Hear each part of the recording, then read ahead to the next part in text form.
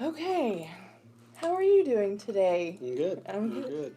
Okay, so I'm Tiffany Kara, and I have a few questions about bond packages and things like that. So I decided to sit down with some people. The first person on my list is Chief Smith with the Midlothian Police Department. And I have four questions for everybody about these bond packages. We have four bond packages coming up, four questions. And the top bond package is the Public Safety Center. So the first question I have is, when was our current building built? The facility that we're in was constructed in the early 70s. I've heard 71, and then I've heard 74. So somewhere in that time frame, the main structure was constructed as a Baptist church. Okay. And then, what are uh, the top issues that we face in this facility on a daily basis? So within the facility now, we have, the police department, our code enforcement, animal control. The courts building is also in this facility. So we have court administration and in the actual courtroom, 911 communications that receive the 911s and then dispatch that for three different cities: the city of Ovilla, city of Red Oak, their fire department, the EMS for our city, and then the EMS, emergency medical services, for the city of Red Oak and Ovilla. And then our ESD. So there's a large ESD that is encompassing the Midlothian ISD, which is 112 square miles that depend on the Midlothian emergency medical services and fire services that's outside the city, and they pay a tax for that. So we really do emergency medical dispatch, fire dispatch, and police dispatch for nearly 100,000 people. And that facility is in the very center of the old Baptist church that's been renovated for a police department operations. The major challenge with that is we are considered critical infrastructure, and the newest codes that have come out over the last 20 years have required critical infrastructure like a 911 center, um, the holding facility where we detain individuals while they're waiting for bond, the emergency operations center, which we're working in right now, we're talking in right now, to operate through major weather events, such as an E4, E5 tornadic event. It has to operate through that. The tornado event that happened last fall, or I guess it was a little, almost a year ago, that destroyed the Lighthouse Church just across the street, a highway over here, less than half a mile away, would eradicate this building. An EF0 to 1 would do some really significant damage, and our dispatchers have nowhere to go if we have an event like that. So we really are sitting ducks, if you will, in an event like that, and they're required to stay through that event. So we're answering 911, directing people, how to deal with those events that are coming into our community.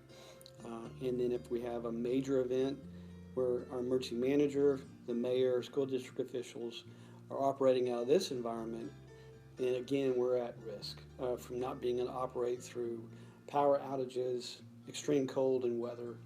And many people may not know is this facility was without power for a week through Oh, the recent freeze, I did not and know that. we were without power for a week, and we were without water for a week. So our emergency generator powered our 911 center, but the rest of the building froze, and we had major water damage and major damage to some of our plumbing. So it isn't designed to do what it's supposed to do. It definitely does not sound like it. And some of the figures you sent show about. I think that it was about $100,000 in renovations and repairs over the last 10 years on average every Mm-hmm. year. Yes, ma'am. Yeah, we consistently are dealing with the infrastructure that was put into play back in the 1970s, particularly sewer, the electrical systems that were designed to run a church on Wednesday, Sunday, and Sunday evening are now being tasked to run 24/7.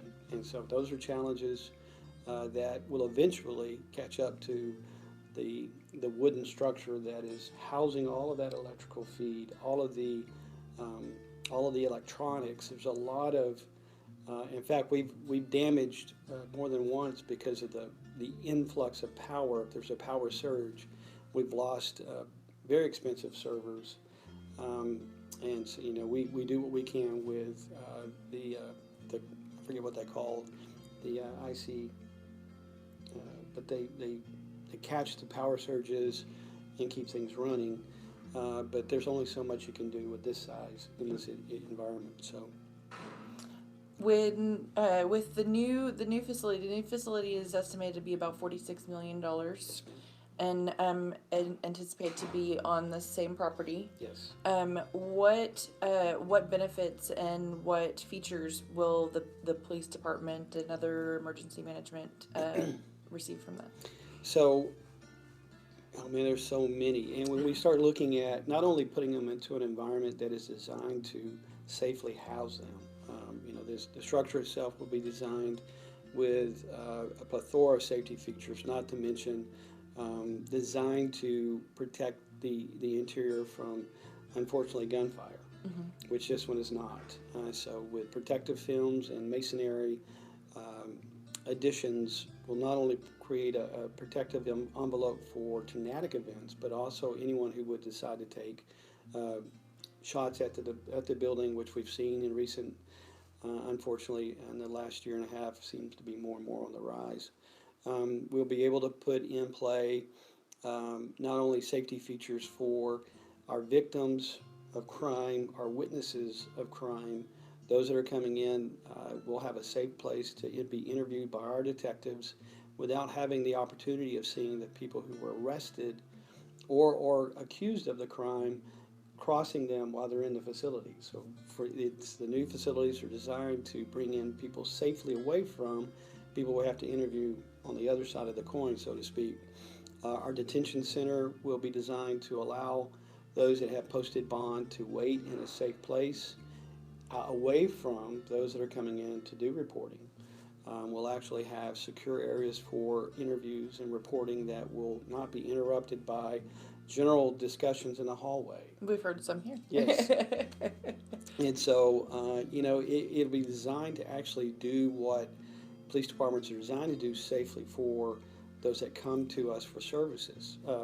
Property evidence. We're just about maxed on our property evidence for a facility this size, and the community is going to double yet again in the next 10 to 15 years. Mm-hmm. So we have to address how we store long-term property.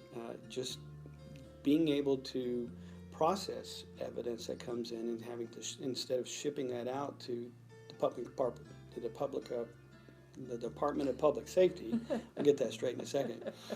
And being able to do it in-house as opposed to paying for that or waiting weeks for really simple techniques to be applied, but we don't have a place to do that here. So becoming more efficient at our craft and services to our community is going to be some of the most noticeable improvements immediately. And that the new building is designed to last for an additional 45 or 50 years. And we're planning on a department that will grow to 120 plus officers, which should be in line with the growth projections of the city. So this is not something that have to be amended in 10, 15, or 25 years. That's We're good. Designing that. So this investment will be something that you can look back when our kids and my grandkids are here and say that was a great investment for our community. You said 120 officers. Right now, am I correct? You had 80 officers? Just under. We have 77 officers that are housed here. Right now we have 60, considered 66 male lockers and 10 female lockers in 2 different locker rooms. So we're at max. We have no room to grow with our community at this point. And that's a minor issue. We can always make do with that, but that's going to be the least of our problems as the city grows towards 50, 60, 70,000 in population. Well, my last question, official question, is do you have anything else you'd like to add?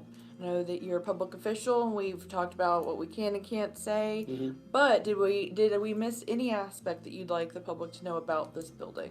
Well, I think that I want to assure the public that we understand the investment is significant, and we are not. We can also assure our public, our community, that the investment they make is going to be in a functional building that is designed to serve them for the next 5 decades, without creating an environment that is unnecessarily opulent or expensive. It's designed as a functional. It's going to be, in fact, if you've seen the renderings on our Facebook page or on the city's website, this is a very modern looking building. It's not a historic building, if you will, but that saves money because it's a tilt wall and adds to the safety. So everything that we're trying to build is not only creating a synergistic environment for public safety, but is designed to be economic for our community for the next 5 to 6 decades. Even though I know it sounds like a lot of money, Yeah. but every year the escalation of that critical infrastructure becomes it's just astronomical how quickly it grows. So Yes. we realize the investment and plan on being good stewards of their investment and their trust. I appreciate that, and I'm sure that the citizens of Midlothian appreciate that too. Thank you for taking the time to sit down with me Yes, and answer my 4 questions about the 4 bonds. yeah. If you have any more questions about the bonds, you can go to midlothianbonds.com. You can also go to voteyesmidlothian.com, and or catch me on Facebook. There's several of us that have followed this since March of 2020 and all the way through, and we're happy to sit down with binders and fact-driven information. Until later, I will see you later. Yes. Oh, one more. If you Yes. want a tour of the building, just reach out and we'll show you our facility. Oh. We've done a couple of those, and I will show you what we're talking about should you have interest. I have done that twice now, and it has been quite enlightening. In fact, I got a quick little update upstairs, and it's amazing when you piece it together, all the different things that are going on in this building. Yeah.